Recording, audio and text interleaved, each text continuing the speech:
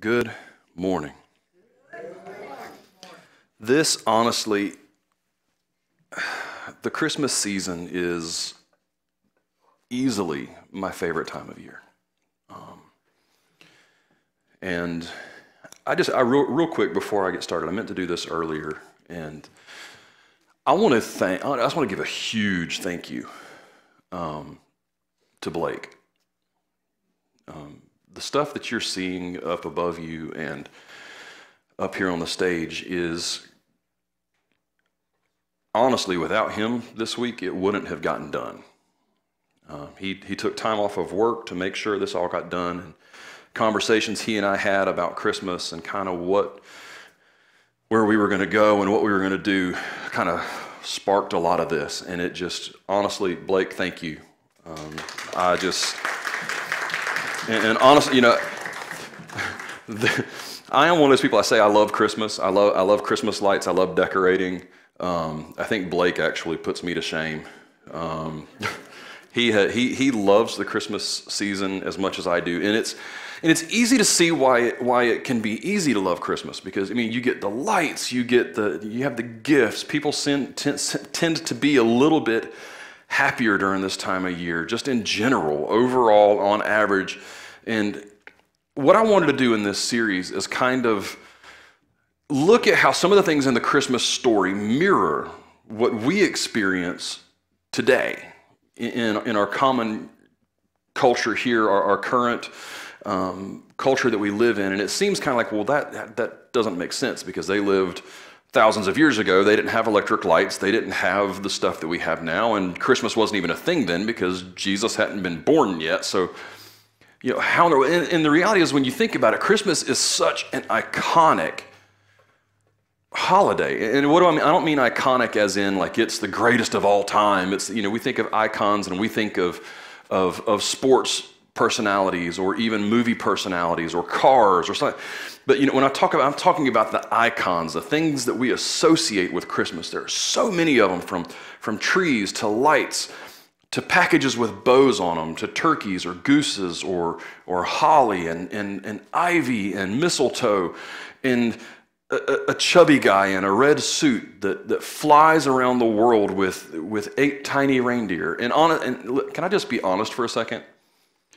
That, for me, is where I tend to start drawing a little bit of a weird spot with Christmas, because if they're tiny reindeer, how are they able to pull such a huge... I mean, have you seen pictures of Santa Claus? I mean, I'm sorry, it's all just honestly a little bit unbelievable. When you start looking at all the stuff and the things that we see in our Christmas stories now, stuff like 'Twas the Night Before Christmas, and even Charles Dickens' A Christmas Carol, the stuff that are in these stories that we read, we go, it's just unbelievable. And we don't mean it in a good way. We mean it's unbelievable, like I can't believe it. I just honestly don't. And then what happens is we take that same mentality and we tend to approach it and attach it to Christmas.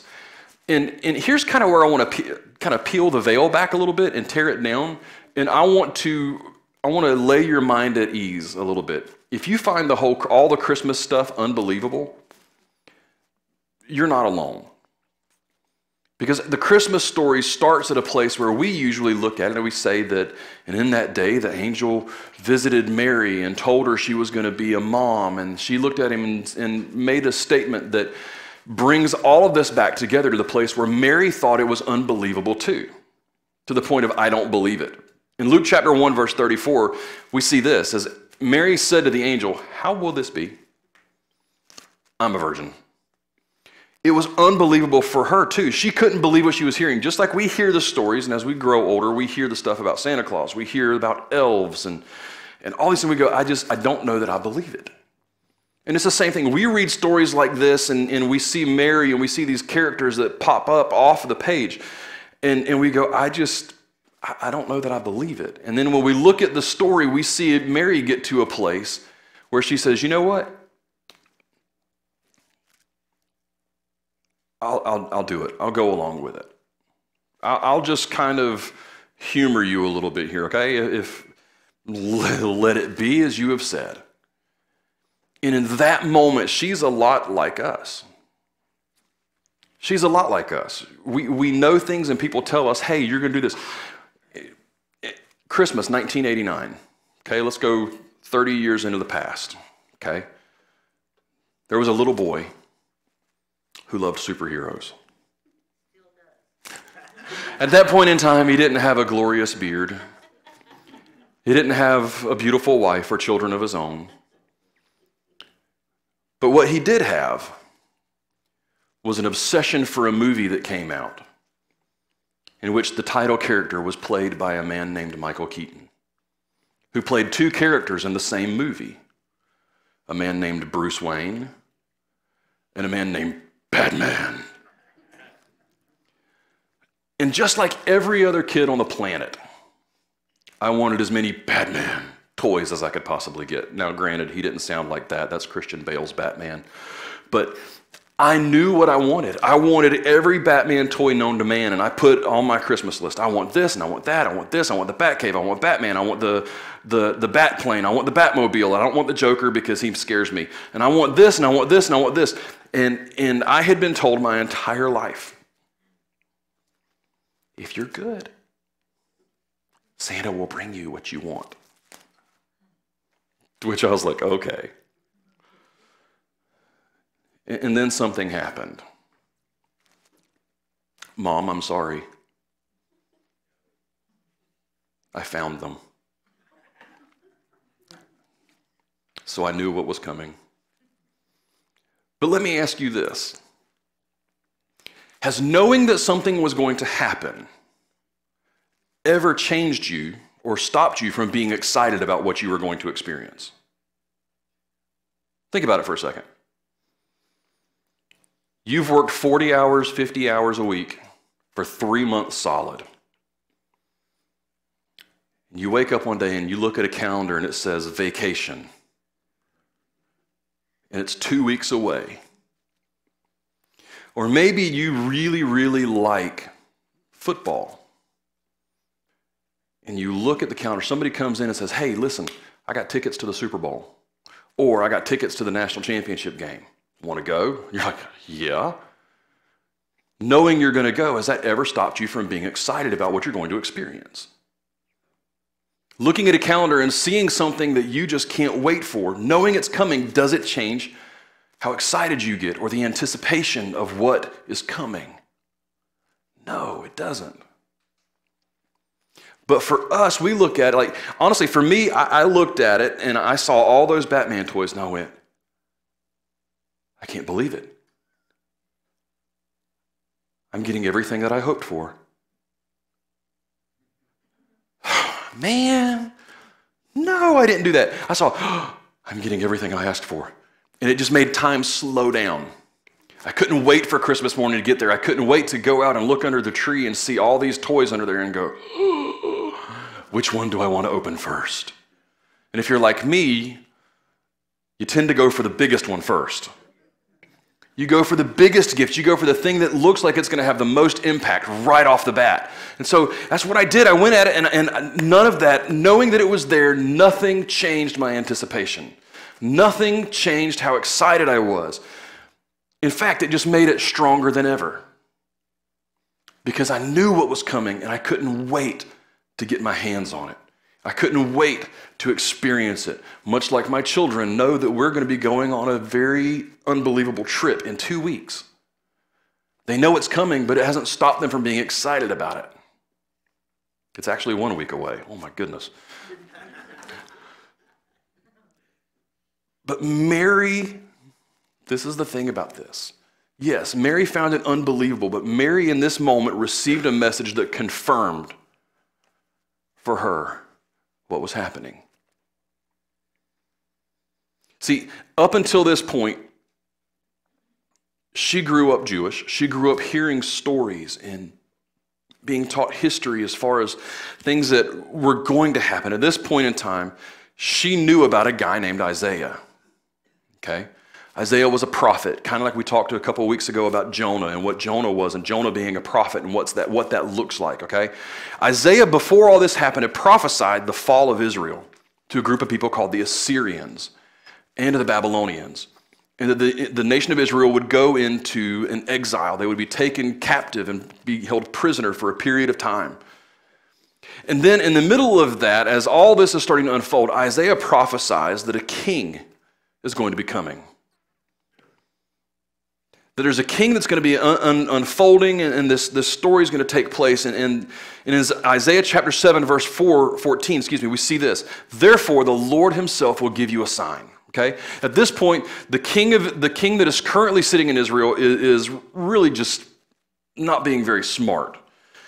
Isaiah's told him what's going to happen. He's like, this is what you need to do. If you don't believe me, just test the Lord. Just ask him for a sign. And he says, no, I'm not going to do that. He says, okay, fine. In that case, the Lord himself is going to give you a sign. Even though you didn't ask for it, he's going to give you a sign. And this is what's going to happen. The virgin shall conceive and bear a son, and his name will be called Emmanuel, which means God with us. And then a couple chapters later in Isaiah chapter 9, verse 6, he says this, for unto us a child is born, to us a son is given, and the government shall be upon his shoulder, and his name will be called Wonderful Counselor, the Mighty God, the Everlasting Father, the Prince of Peace. And then a couple chapters later in chapter 11, he says this, there shall come forth a shoot from the stump of Jesse, and a branch from his roots shall bear fruit. Up to that point, he just kind of started laying out all these things. Okay, here's what's going to happen. God's going to give you a sign. A virgin is going to have a child, and his name will eventually be called Wonderful Counselor, the Mighty God, the Prince of Peace.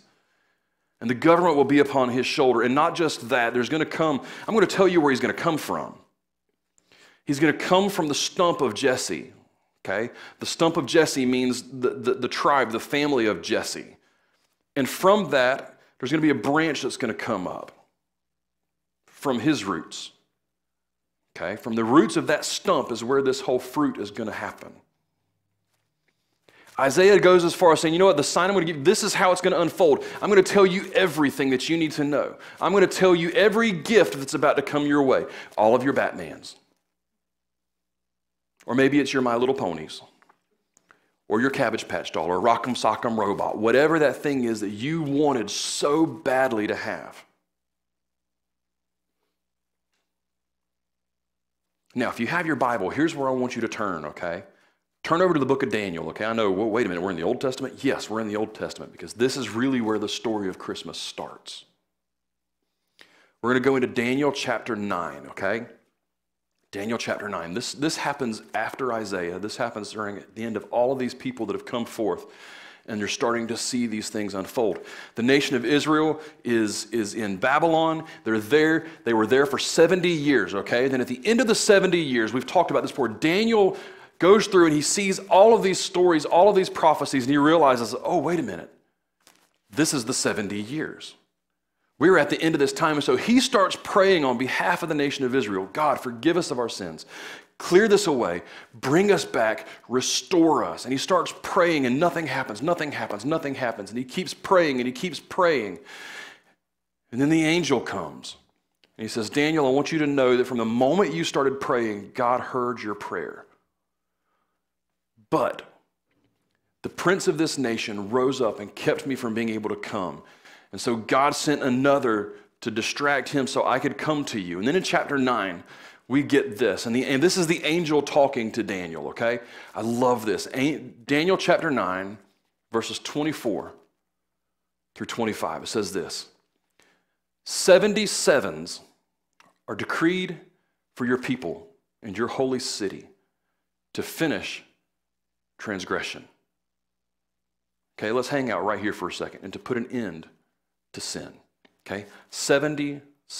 Okay, at this point in time, everything that Daniel has been talking about and praying about and all these things has been geared around years. Okay, because we read that we see 77s. Okay, well, 77s of what?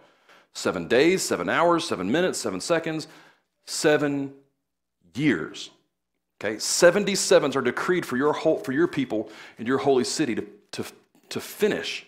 Okay, this word here they use for finish literally means to stop forever. Okay, to stop forever transgression, and to stop forever sin.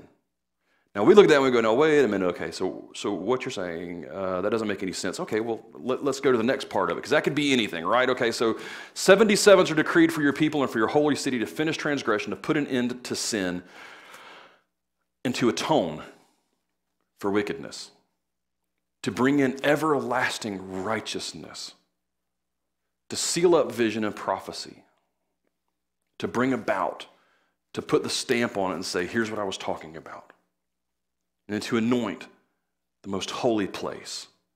He goes on and he says this, know and understand this. I want you to know what I'm about to say. I want you to listen carefully so there's no mistake. And I want you to really think about it so you can understand what I'm about to say. I want you to understand the importance of this. I want you to understand everything that I'm about to tell you. From the time the word goes out to restore and rebuild Jerusalem, okay? At this point, Jerusalem had been laid to waste. The Babylonians, when they came in, they leveled it. So he's saying at some point, there's going to be something that happens where the city is rebuilt and restored. From the time the word goes out for that to happen, until the anointed one, okay? The anointed one. This word here in some translations literally is written as Messiah. Messiah means the anointed one, okay? The anointed one, the one that is coming that's going to put an end to transgression and sin and to restore and to atone for wickedness and to bring in everlasting righteousness. Until that person comes, until the anointed one, the ruler comes, there will be 7 sevens and 62 sevens.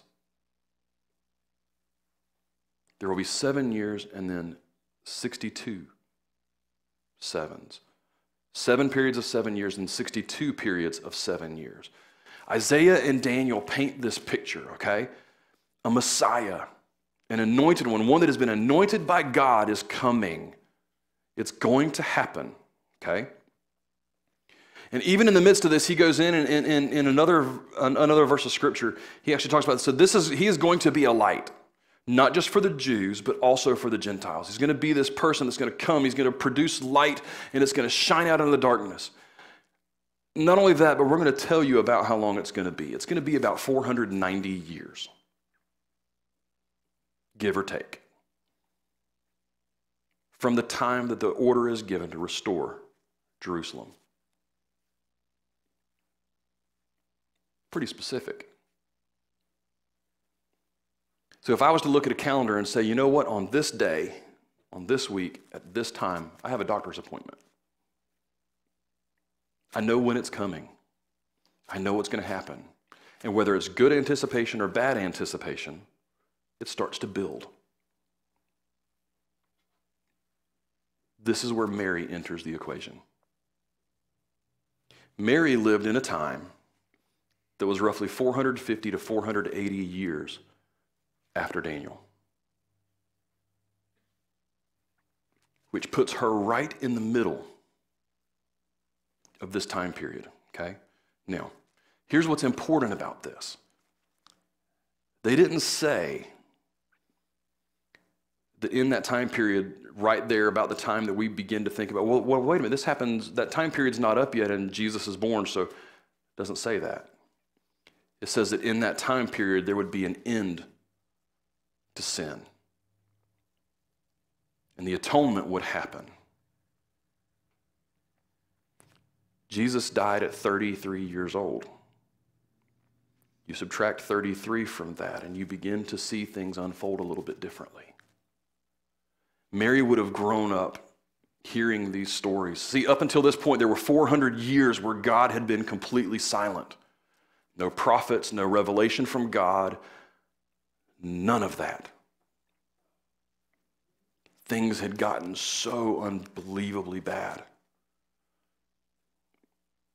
Jerusalem kept getting conquered again and again and again until we reach a point where the Romans have come in and they are now in complete control of the region. And it was bad. And the anticipation for this king, this Messiah, this anointed one that was going to come and fix things was high.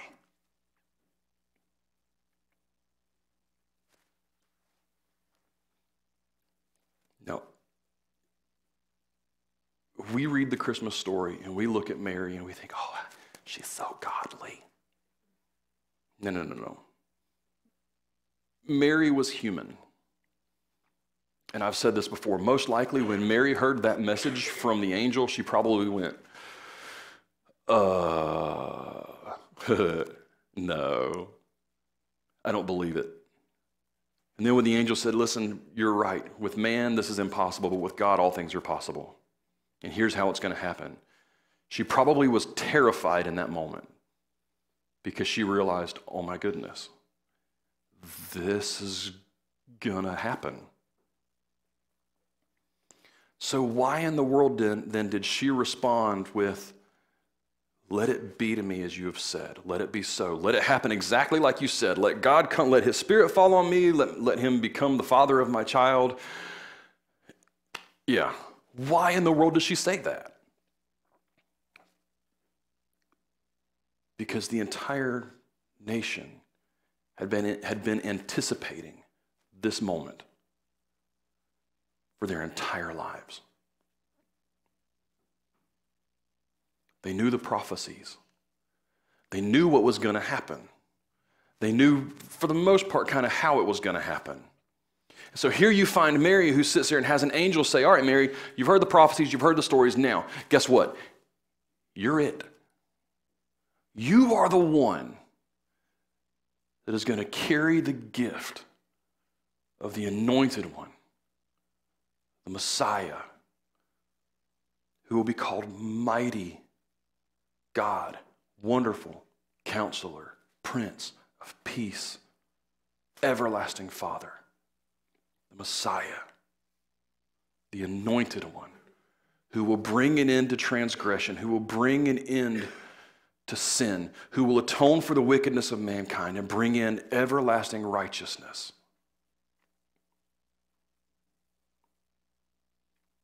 Why did she respond the way that she did? For the same reason that we all respond the way we do when we anticipate something. Because anticipation keeps us vigilant. When we know something is coming, we look out for it. We watch for it to happen. We wait for it to come so that we can experience it the way that we are supposed to experience it. When I found all of those Christmas presents, I didn't sit back and go, oh man, I anticipated it because I knew that I was going to experience it and I was going to be able to hold it in my hands. When we anticipate a certain gift, we look for everything. We look for all of it. For some of us, Christmas is a time where we look back and we go, I just don't believe it. I don't get it. I don't know. I don't get it. I don't understand. And that's okay. But it's because you're anticipating the wrong thing. Maybe, just maybe, you had a bad experience. And you're anticipating that bad experience to carry on. Or maybe you're anticipating the feeling that comes from not being able to get what you want. I don't know. But if anticipation keeps us vigilant, it keeps us vigilant for the things that we don't want to experience, but it also will keep us vigilant for the things that God is bringing our way to show us how much he loves us and to give us an opportunity to love people that way. You know, Isaiah said, man, when this happens, the people who are walking in darkness, they've seen a great light. Because the light has illuminated everything. It's changed the way that we view ourselves. It changes the way that we view God. It changes the way that we even hopefully will view Him.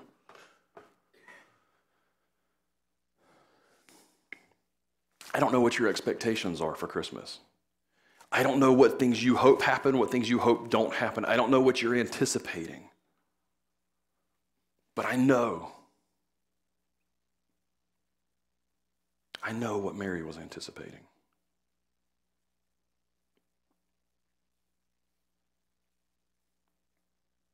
My only question for her, like for me, when I opened up those presents, I know that for my mom and my dad, it was like they're sitting back and they're watching and they see my face light up and they go, "Did you know? Did you know what you were going to experience? Did you know that when you opened that gift that you were going to be able to play with that thing? That you were going to be able to take that gift and hold it close and find enjoyment out of it? That it would change the way that your days looked from this point on? Did you know? Did you know it was going to be this way? Did you know?" I wonder, in all of the anticipation of what was to come, because, Mary had already gone through her entire life up to this point, anticipating that the Messiah was going to come.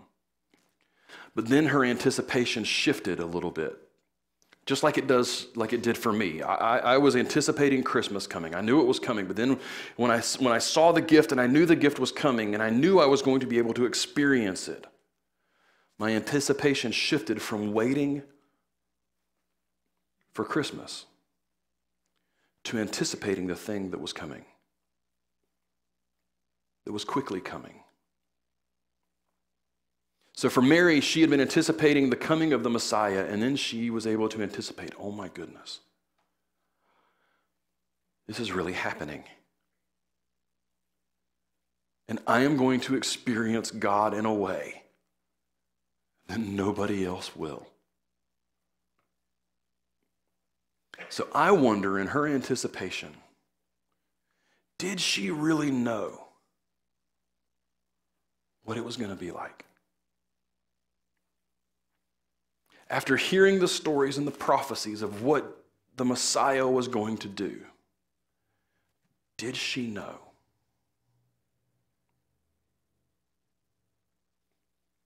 Anticipation keeps us vigilant. But what you watch for is entirely up to you.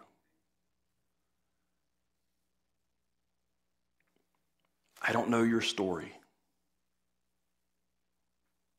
I don't know what your struggles are. I don't know what your heartbreaks are. I don't know what things you are really not looking forward to. My challenge to you is to imitate Mary. Don't focus on the things that you look at and go, oh, man, this is just going to be a horrible thing. I'm going to have to go through the pain. I'm going to have to go through the heartache. I'm going to have to go through all of these things. Focus on all the positive things that you can experience. You get to experience the smile on the face of a child, the wonder in the face of a child as they look around and they see everything around them. The opportunity to give to the people you love and care about. And the opportunity to shift your focus on the what you don't have and the past hurts and focus in on the things of, I get to celebrate the fact that God loved me so much that he shrunk himself down to be held by us, to change the world forever. Anticipation keeps us vigilant, but only you get to choose what you anticipate. Father, thank you. Thank you for loving us. Thank you for caring enough about us that you were willing to step out of heaven and change the face of history forever. God, there really is a part of me that wishes I knew exactly what Mary was anticipating before Jesus was born.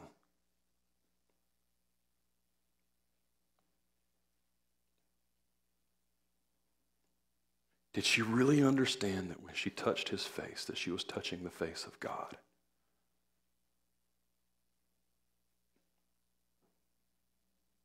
Did she really understand that he was really coming to save the world? Did she really know the impact that he would have on human history? God, in these next couple of minutes, I pray that you will open our eyes to see everything from a different perspective. In Jesus' name, amen.